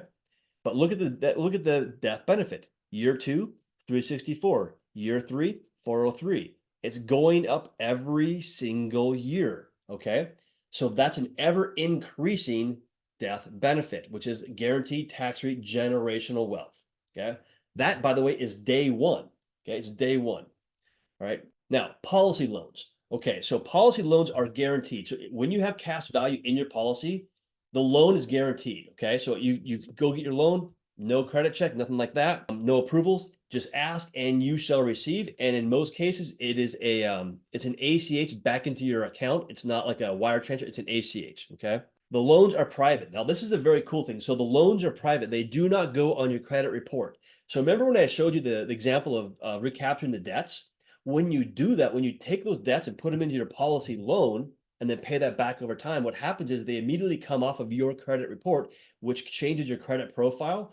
But when you borrow from your policy, that's a private transaction, by the way. It does not show up on anybody's radar other than you. It does not look on your credit report, nothing like that, okay? There's no minimum or maximum payments on the policy loans, okay? You can choose to pay it back in 6 months down the road, 12 months down the road. You can pay it back every month. It's up to you. So you are in full control of that loan, all right? Miss a payment, nothing happens, right? You don't have to make the monthly payments if you don't want to. So like think of like a real estate investor who's lending money to their project, and that project is 6 months, long. They borrow the money, make no payments. When the project is done, they pay back the loan in full. So that's an example of how the loans work. But once again, you are in full control of those. Okay. Okay, how can I fund my banking policy? So this is some questions some people did ask. How can I fund the policy? So you can, if you're doing the premium deposits, they can be done monthly, they can be done quarterly or annually. It's up to you, and you can change them during the life of the policy. So you're not locked into anything like that. The minimum, so people ask, well, what's the minimum to get this going? So we typically recommend 10 times your age per month as the premium deposit, okay? So if you're 50 years old, 500 per month, 30, 300 per month. There you go, okay? The maximum that you can put into the policy that you can get approved on is going to depend on the individual, on you. So it's going to be a percentage of gross revenue, gross income, net worth, liquidity, things like that.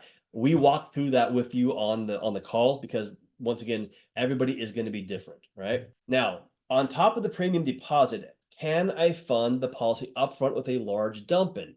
So let's say, okay, Brian, I want to do 500 per month and I've got $25,000 sitting over here just doing nothing for me, Can I put that into the policy? Yes, you can. Absolutely. That's called a dump in or lump sum PUA, and you can. And the majority of that, by the way, the majority of it goes to cash value. So if you do like a large lump sum or dump in, 90% to cash value within the first 30 days, you are getting this thing going very quickly. So if someone tells you that, yes, you can do this, but you can't borrow within, any cash value in 1, 2, 3 years down the road, don't do that. That's not infinite banking, by the way. So let me ask you a question. Would you put in $1 in order to get $3 out of this? And now I'm going to show you what I mean here in just a moment. But typically the answer to that question right there is a big resounding yes. Of course, I want to put in $1 and get $3 back out, right? Linda, great question right there. I'll get to that one here in just a second. So Dallas said here, Brian, if I die today, the beneficiary have to pay taxes when the death benefits is paid to them. No, they don't. It's tax free. So the death benefit is there's no tax tied to it when the beneficiary receives it. When the beneficiary fill the annual taxes, yeah. So there's no tax implications on it. So yeah, good question. Linda, how long to make the monthly premiums? It's really up to you, but that's why I asked the question of would you put in $1 to get $3 out? So if you're getting that return on your money you're putting into the policy, would you ever want to stop putting that dollar in? I wouldn't, right? I don't want to. So I'm going to keep doing it as long as possible. Now, can you reduce the premiums down? Yes. So they don't go up, by the way, they go down. So they can go down if you want. Typically, I recommend minimum 7 years to max fund it. And then after 7 years, it can go down to, 40%, 50%, or zero, by the way, zero. Now, we usually illustrate them going down around 10 years, but you can fund it for, sometimes up to, 20, 30 years, your entire life, or you can drop it down to zero. So just whatever you want to do. This is a policy example. So this is an annual premium of $10,000 right there. But keep in mind, that's just an example. They're also putting in $50,000 lump sum. So if you come down here and look at this, they're putting in $60,000 into this policy day one. Okay. Now these are end of year numbers. Keep that in mind, end of year numbers. So at the end of year one, this person has $55,535,000 of cash value, which means, by the way, let me do the math on this one for you. 55,535 divided by 60, that's a 92.5% return on their money that they have inside there. So that's a very, very effective policy, but it gets even better. In year two, this person puts in $10,000 and the cash value at the end of year two is increased by $10,607 already. This is a very good, very efficient policy, but I want to illustrate sometimes how these things can be built uniquely. So a lot of people don't know how to build these, by the way, like we do. So that's a very good one right there. But get this. Now, to your question, Linda, we mentioned, yes, you can drop the premiums down. Okay, so in this one, I show it dropping down in year 11 down to $3,120. Okay, but what's the cash value go up by? It went up by $10,590. It went up by over 3 times what this person put into it. That's a 3x cash on cash return right there. That's very good. So would you want to stop putting that $3,000? In most cases, no. But once again, it's up to you, and we help you understand how that can work. So this is how a policy can work right there. So this is just an example of one right there. And this is, by the way, is a 32-year-old female. So keep that in mind. Okay. All right. So this is a quote by Warren Buffett. Now, this is one that I don't quite believe this one, but here's the quote. If poor people would just do what rich people do, they wouldn't be poor anymore. Now, I don't quite agree with that because the poor cannot always do what the rich do. More importantly, it's if the poor have the mindset and the knowledge of the rich, they can do what the rich can do. Or if they have the same access, they can do it. That's kind of my preferred quote. But yeah, I mean, we have people from all walks of life doing infinite banking, by the way. So, oh, and then Deborah, why did the death benefit drop drastically at 40? So the reason why is that when you're doing this is called policy structure, and I won't get into the weeds on it too much, but on that scenario, there's something called the modified endowment contract or MEC test. It's called the MEC. And so in order to abide by what's called the MEC, and I walk through that on the calls, but you don't need to really worry too much about it, but it's set by the IRS, by the way, but we have to build these a certain way so that the cash value and the death benefits are not lopsided. And so it's a test over 7 years. So we include in that policy, that one right there had what's called a 7-year term rider that increases the death benefit for 7 years to abide by that rule. And then that drops off after year 7. So in year 8, you saw that dropping off. So that's just one of the unique ways that we build these things to make them as efficient as possible. So think of it like this. It's like a turbocharger on a car. It makes it a lot faster, a lot quicker. So that's what we're doing there. But good catch, by the way. Yeah, a lot of people don't catch that. That drops off right there. Okay, let's see if we have any other questions here. So Frank said, do you have a setup? Okay, do you have to set up a new savings account as between bills and paying back insurance company? So I get what you're asking, Frank. So Frank's asking, do you have to set up a separate bank account for infinite banking? We recommend yes, you do. You don't have to, Frank, but I like to separate out my banking system from my traditional banking transactions. So think of like banking transactions are like debit cards, cashing a check, paying bills, paying your car, car insurance, things like that. I want my banking transactions with my infinite banking policy to be separate. So I have a separate account that it goes through. And it's good for tracking that kind of stuff. So, but you don't have to, but I do recommend it. Okay, so one of the questions I do get sometimes is, hey, Brian, why should I work with you? I don't know who you are.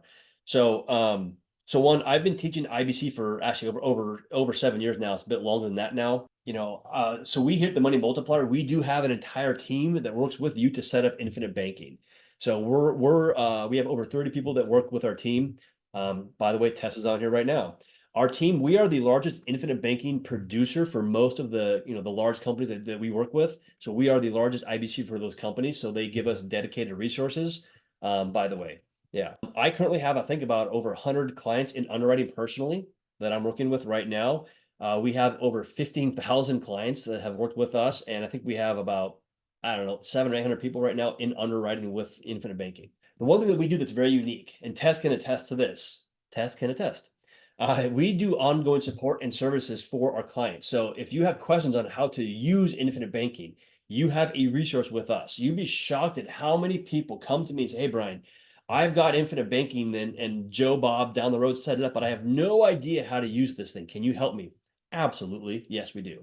Yep. And so we offer you support ongoing. Also, there's no cost to you. So we don't charge you anything for that. Okay. There's nothing you're ever going to pay to me, to our team. That doesn't happen. Okay. If you want to see how we are paid, we will show you exactly how that works or what we are paid by the insurance companies. We do not hide that information. Other people try to hide it. We will show exactly how that works because we are a team and we only do infinite banking, by the way. Okay. Now, another question we get quite a bit Is IUL or VUL infinite banking? Short answer is no, it is not. No. All right. IULs and term insurance, by the way, buy a term, invest the rest is what I'm talking about. They pay some of the highest commissions in the industry. Okay. They pay you a lot of commissions, by the way. We do take about a 70% cut in commissions to do infinite banking, but we're glad to do that because one, we have a mission, but two, we're not helping just one or two people. We're helping a lot of people do this. So we have volume, just to be honest. I'm being straight honest with you here. And we only do infinite banking, by the way. We only do this one thing. Okay. We don't do other things. Now, one last thing I'll mention about IULs, and this is one of the core beliefs of infinite banking. One of the core beliefs, or it's just not rules, but belief of infinite banking is that we should be the ones in control of our money. If we want to change the financial system that we're seeing around us, the turmoil, all of this chaos in the economy that's happening right now, the destruction of our dollar, if we want to help solve that, we have to gain back control of our money away from that financial institution. I'm talking the big banks. I'm talking Wall Street. I'm talking corporate America. We have to be the ones in control. Okay. If you have an IUL, where's that money going? It's called an index universal life for a reason. Is going into the markets, the exact system that we are trying to gain our control back from. We don't want our money in that system because it's already proven that it is destructive. You can go look at the history of a 401k and see how destructive that can be towards your wealth. So infinite banking is not about being tied to that system. It's about getting back control and being untied from it and being in control of it. So that is my kind of passionate speech about IULs and why we do not do IULs. Well, Amy, so I will say that they will mirror the markets, but we have people in our whole team that have IULs and we are not fans for various reasons. But the bottom line is this, is that IULs are not infinite banking because they don't even have the same features as infinite banking, true infinite banking policies. Okay. But yes, they are tied to the markets. But I mean, we have clients that have lost money in IULs, lost big time. And if the markets are going to be going up and down here in the next couple of years, kind of a personal choice if you want to have your money in there. But once again, IULs do have their place, but in our opinions, it's just not with infinite banking. Okay. All right. So Tess made a great comment right there. No one will care as much about your money as you. That is 100% true. 100% true. Okay. Amy said, unfortunately, people get set up improperly with IULs. Absolutely. Because there's a lot of nefarious people in the IUL space. But once again, when you talk about paid up additions and all that kind of stuff, that's unique to whole life, not IULs. So can you use IULs, as cash value policies? Yeah, you can, but it's kind of interesting. The most common complaint I get is from IULs. Oh my gosh, we have so many people that come to us saying, I need help. Actually, Rocky, I'm not sure how you pronounce your name, but said, I want out of the IUL I have for my daughters. I said, yeah, book a call. Yeah, you already did. Yeah, because that's what I hear a lot. I hear that right there. Yeah. Let's see here. I thought a question up here. Yeah. Thanks, Dallas. Yeah. Appreciate that. Yeah, I have people that have infinite banking through other people, and then we're helping them use it because the other agent, not bashing them or whatever, but does not know how to use infinite banking, and so we're helping them do infinite banking with their policies. And yeah, so it's I love kind of helping people do that. Let's see here. Frank asked a question. What are your thoughts on the digital dollar? I don't have any thoughts on them, to be honest. I mean, I really don't care if we go digital or not. The life insurance companies have been around for hundreds of years. If we're dealing with digital currency, they'll go digital. If we're doing seashells, they'll go seashells. If it's dollars, they'll go dollars. We have to have a means of exchange no matter what. Back in the day, it used to be, hey, I'll trade 5 hours of work for a loaf of bread. It's whatever you want to trade for value. The insurance companies have been around for a long time. So they'll use whatever vehicle is the legal tender, call it that. So that's just kind of my personal thoughts on that one. So Julia said, I'm reading, this is a little longer question right here. So Julie, it depends on when you went through it, but yes, you might have to go through it again. It also depends on age, things like that. But Julie, I recommend just schedule a call with me because I'm a problem solver. Just be honest. Like I love kind of challenges. So if you have an IUL 1035, etc. Yeah, I can definitely help you with that. So Julie, yeah, just send me a text or an email if you want, or I'll put in my my personal call link again. So let me put it into the chat box right here again, and then I'll put in my email address also. So Julie, if you want to just send me an email as well, we can set something up. Yeah, Tess, that's awesome too. Yeah. Amy, yes, it makes sense. You need to know the infinite banking strategy. Yeah, and there are people that are selling IULs as infinite banking, and that just it bothers me a bit because people are thinking that, oh, so if I go to the Nelson Nash Institute, which by the way, the Nelson Nash Institute certifies infinite banking practitioners, if you go to them, they won't even talk to you if you have an IUL. And they're the ones that certify people like me to do infinite banking.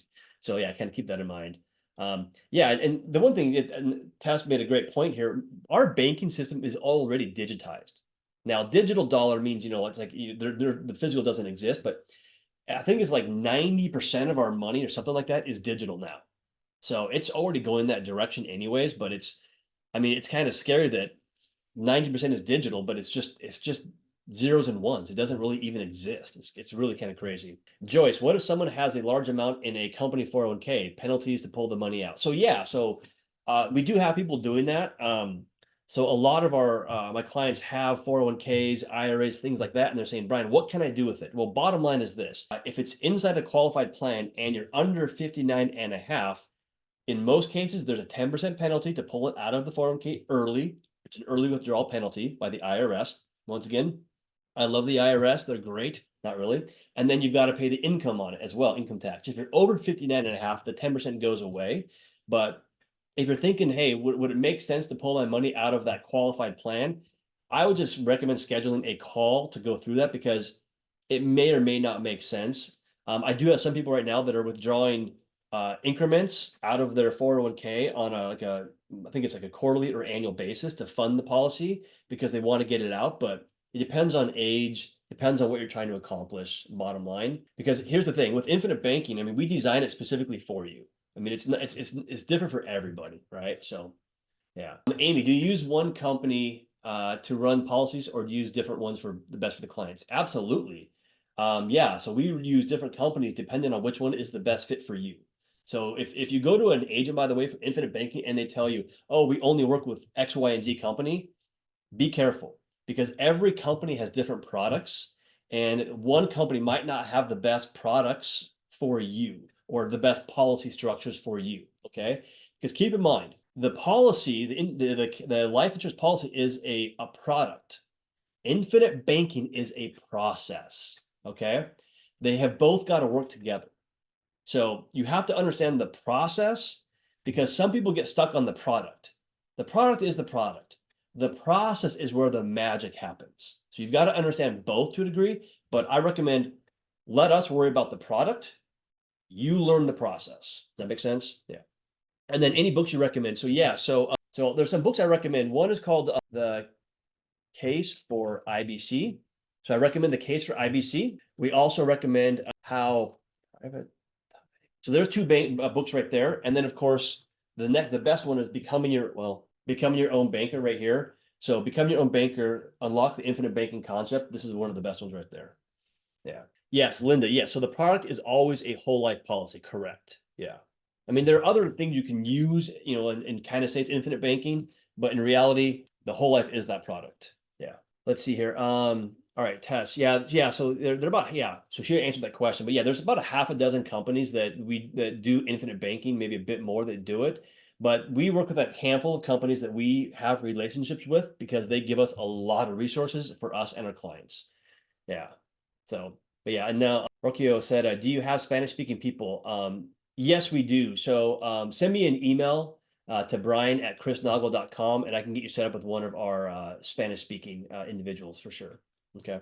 All right. So any last minute questions, go ahead and put those in here. I have a couple more slides. I'll blow through these ones really quickly. So this is kind of interesting. So one of two things in life are going to happen. Okay. We live and we die. Right. So those are going to happen. So are we better off with this as we live? Yes. Are we better off with it in death? Yes. Okay. So Amy said, if someone is in poor health or has immune disorders, do you find it hard for them to get a policy? Yeah, so that is one of the things that we do have to qualify on. There's two ways you qualify: financials and health-wise. So medical, so financial and medical. And so yeah, it can be challenging. But that all being said, what a lot of people will do if they're older and they have adult kids, they'll start to set this up on their kids or maybe their grandkids as a way to benefit them, but also you can use it while you are, alive, of course. So you can own a policy, you can fund it on somebody else. And if they have the income and the health to support it or to qualify, by all means, that's very common to do. Okay. Now, I'm not going to go through these slides in details, but so it's interesting because I've been in the marketing space for a long time. I owned a financial literacy education business. I own a golf ball business. I'm an entrepreneur. I'm an investor, all the kind of stuff. But when I've done a lot of trainings like this, I see a kind of two different groups.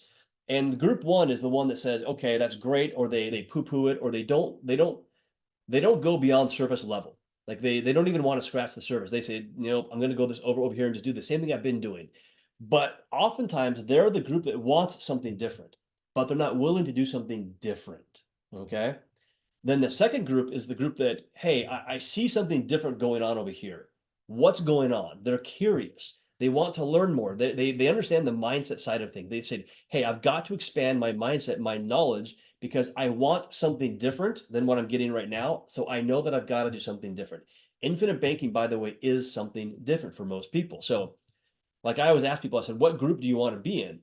Group one, where you kind of just stick your head in the sand, right? Or group two, where you learn something new. Maybe it's not a fit. That's fine. But maybe it's a fit for somebody that you know. Maybe it's a fit for your kids, right? Pass that on, right? Because infinite banking can truly make a difference. So obviously, I asked the question, give me actually, by the way, give me a two in the chat box if you want to be in group two, or give me a one if you want to be in group one. Which group sounds better to you, right?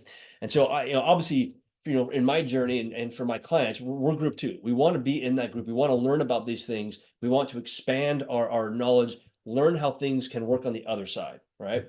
So definitely group two. Okay. All right. So here's the thing. Really, the only thing to do is to hop on a call with me and let's have a conversation. Let's see how this can work.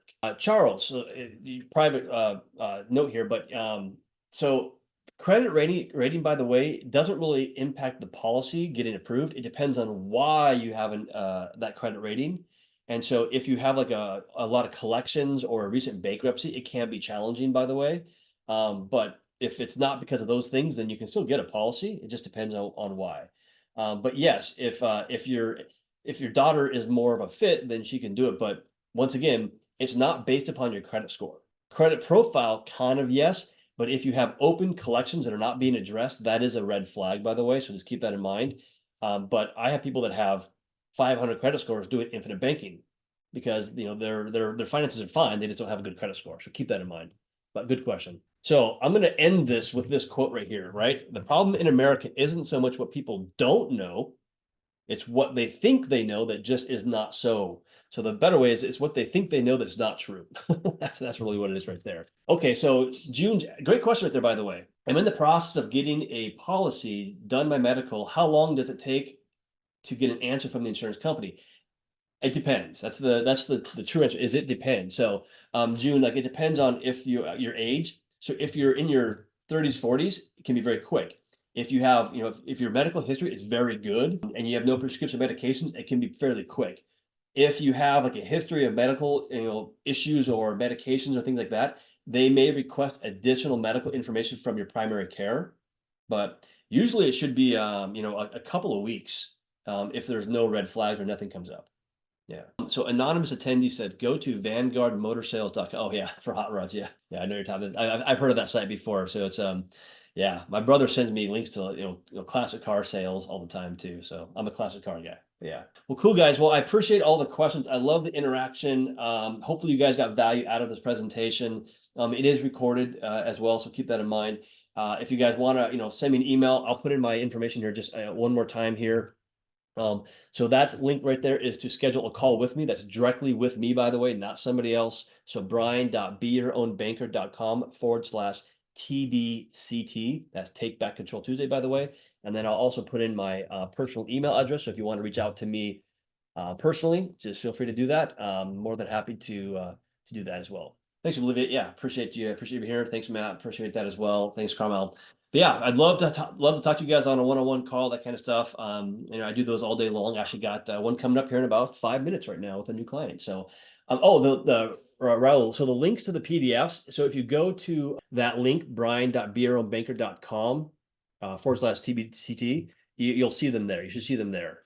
Okay. And then, or if you want to send me an email too, and I'll send you the link directly. It's up to you. But yeah. Yeah. So it's in the bonuses, I believe. So in the bottom of that link, you'll see some links. It should be down there. If not, just go ahead and send me an email and I'll send it to you directly.